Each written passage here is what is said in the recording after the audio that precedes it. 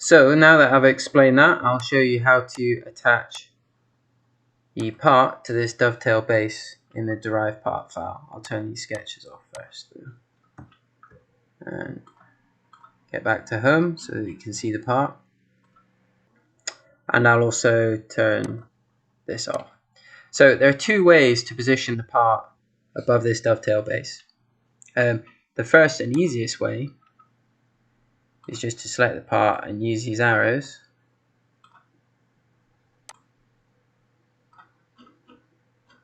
to get it roughly into the position you want.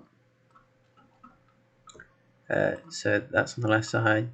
Come to the top, shift it sideways, and maybe go there. So that's the first easy and quick way to do it. However, as you can see, it's not very accurate. And on the Pocket NC, I don't like doing it this way because you've got a bit of an issue with spindle reach. And what I mean by that is that if you have parts like this you need to get to from this side and they're too far beyond the center of rotation, then the spindle won't actually be able to reach there. So instead what I do is I create a sketch and then I position this part accurately. So I'm going to delete this. And instead, I'll just go back to home. What I'm going to do is create a midplane between that face and that face. So I didn't select the first face, so that face and that face. And then I'm going to create a sketch on that plane. And I create the sketch within the dovetail setup. So select that component, and then the sketch will be created on here. If this is selected, then the sketch will appear here. But as I've got this selected, the sketch will appear here. So create sketch, and then select the construction plane you just used. And then what I like to do is project these two corners here, and then also that corner there, and that corner there, and hit OK. And then what I do is I hide these things that are just going to get in the way, including the dovetail itself. Actually, what I'm also going to do is just project bottom of the dovetail here, and you'll see why in a moment. So I then hide the dovetail base, and then I draw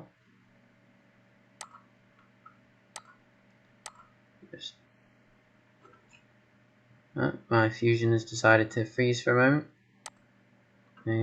Press H to get the vertical and horizontal constraint up, and then I dimension it.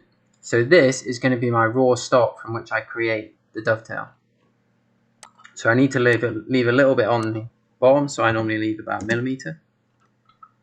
I'm not going to dimension it on any of these yet because I don't know how big it needs to be until I position my part, which is there, till I position my part above it.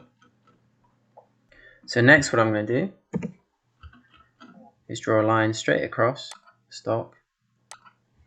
Again, hit H. That gives me my horizontal constraint. Hit F1, I go back to select. Then I'm going to hit C, which gives me the constraint command. Right. Sorry, the coincident command. And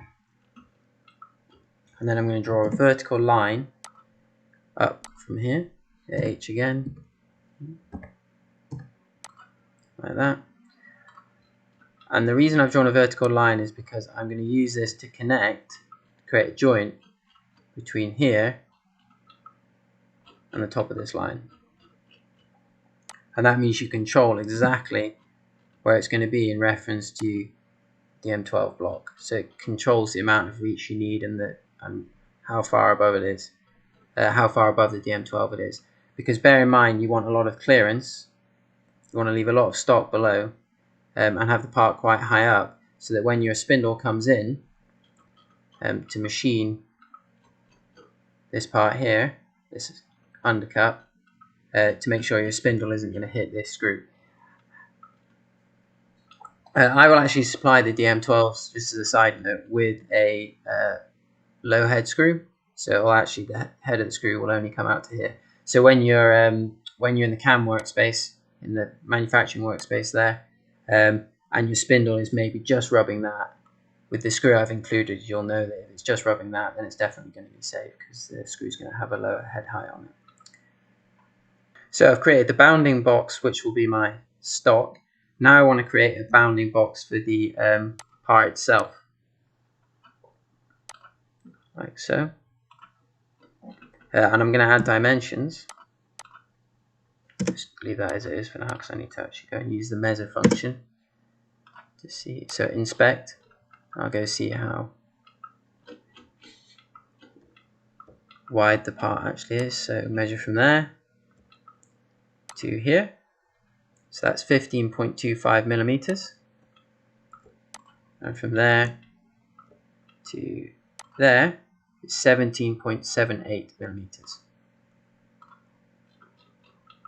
So I'll go down, and I'll make this 15.25 and this 17.78. And then I'll drag it into position and I'll use the coincident constraint to join this up. Now I want to join that point with this point here. So again, I'm going to measure the distance from here to here, and that's 4.05 millimeters. So I'm going to make that point 4.05 millimeters from the edge there. So that basically tells me where my part is going to stick. So now I need to decide how far above the DM12 I want this to be, and how far this way or this way beyond the axis of rotation I want it to be. So the thing to consider here is the spindle size. So if I go into the manufacturer workspace, give it a moment to load, and go into tool library, I actually have the NSK spindle for the V250 machine here, because that's what I've got. I don't have the V210 spindle. If I click on this, hold a geometry. So those who are unfamiliar with the Fusion 360 tool file may not know what's going on here, but these are the sections for the spindle. So this is section 1. You've got its upper diameter and its lower diameter. As you can see, they're the same, so both the same there. This is section 2. This is section 3, so the upper diameter is wider than the lower diameter, so that's why you get this taper. This is section 4 and this is section 1. So the part that I'm worried about hitting really is this section 2. So as we can see on section 2, the diameter is, it's displayed in inches, I want it in millimeters. So we'll just round it up to 27 millimeters. So if I cancel this and go out, I know that this, so that the spindle can come in here and not hit the DM12, I know that I need a clearance of 27 millimeters divided by 2 because it's to the halfway point above this DM12, or above however much I want to leave at the bottom on the dovetail base. So if I just hit the line, it helps if I go back into the design workspace.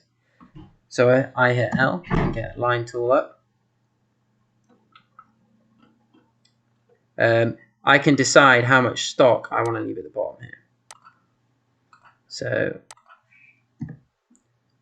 you want a decent amount of thickness so that the base of your dovetail stock is strong. So I'm going to say I'm going to leave 3 millimeters.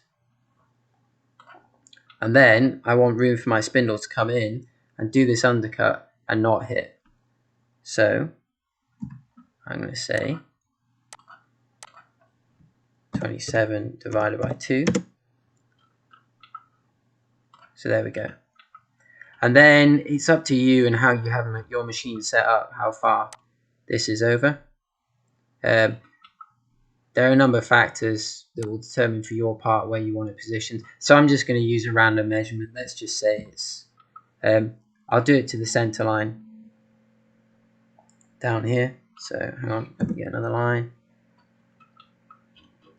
Find the midpoint, bring this up, Press H again to get it vertically constrained. I'll just use that. And then I'll say, we'll just give a random measurement, let's say 4 millimeters beyond, like that. So once you've got your part located and you've got it set up, you then know how much stock or how large your stock needs to be around your part. So always leave a good little bit of clearance. So I'd say, for me, it's normally about 1.5 millimeters. But it depends what you want to use. So I'll just do that. So that gives us our position in the Y direction, or on the Y axis, and the Z axis, so going up and going forward and backwards like that. But it doesn't give us our position on the X axis. So to do that, we need to create a second sketch. So again, I'll create a midplane. It'll allow me to select that face. Actually, cancel that. I will do a planar angle. I'll do it on that line there. And then I will select sketch. And again, make sure I'm in the dovetail setup so the sketch appears here. And then what I'm going to do is project some geometry from sketch 3, which will be the edges of the bounding box for my stock, which is that corner and this bottom corner. And then the edges for the bounding box for my part, which is that corner and, oh, not that edge. God, it's so hard to select things in Fusion. And it's just not letting me unselect that now. There we go. That'll do. So go back to the side view, hide sketch 3.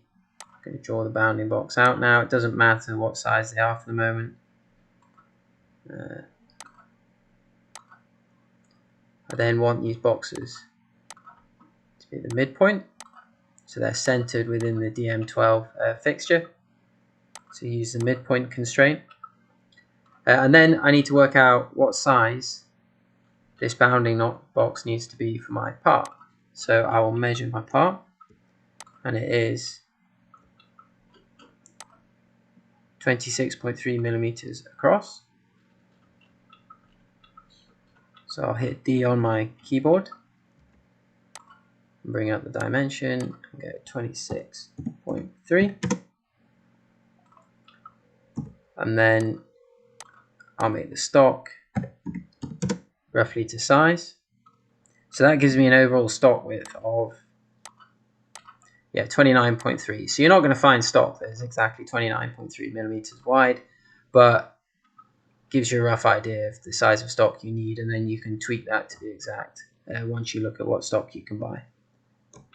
So if I bring up sketch 3 again, what you get with these two sketches is they give you the basis for forming a joint. So if you draw a line between this point and this point where they intersect, will give you the point where you want to take that corner and attach it. So I'm going to do that now, and I'm going to do that in a new sketch.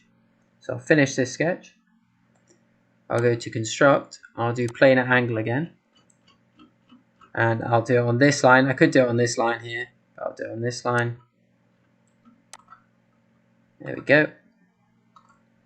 And I will go above, and I will hit create sketch, select that plane, and then again I will project some geometry from those sketches. So I want to, it's picking up the base plate there. I actually want to be around here and project this geometry. So I'll project that point there and that point there and hit OK. And then I'll hide these two sketches just to get them out of the way. And I'll draw a line between these two. That's straight. And that gives me the point which I want to form a joint with. So finish sketch. And then select joint. And what you want is a rigid joint, so just make sure that's selected. And then first of all, you're going to select your component, your part for component 1s. I'm going to use 2 edges. So I want this edge and I want this edge. So those 2 bottom edges. And then I want to connect that to this point here. So I've got the point selected and I want it like that. So there you go. Just hit OK and you've got your part positioned.